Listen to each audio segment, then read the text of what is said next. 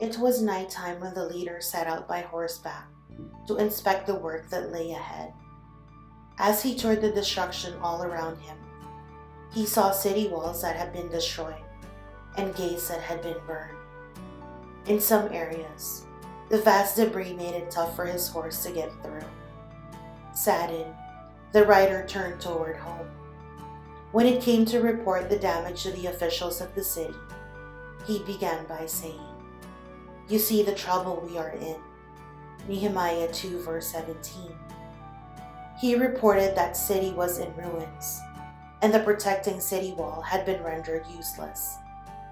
But then he made a statement that energized the troubled citizens. "I also told them about the gracious hand of my God on me." Immediately, the people replied, "Let us start rebuilding," verse 18. And they did. With faith in God and all-out effort, despite enemy opposition and a seemingly impossible task, the people of Jerusalem under Nehemiah's leadership rebuilt the wall in just 52 days. Chapter 6, verse 15. As you consider your circumstances, is there something that looks difficult, but you know God wants you to do? A sin you can't seem to get rid of? A relationship rift that's not God-honoring? A task for Him that looks too hard? Ask God for guidance, chapter 2, verses 4 to 5.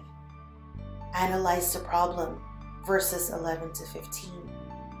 And recognize His involvement in verse 18. Then start rebuilding. What are a couple of destroyed wall situations that are troubling you? How will prayerfully asking for God's help and guidance help you start the rebuilding process? God, I need your help. I can't fix these problems alone.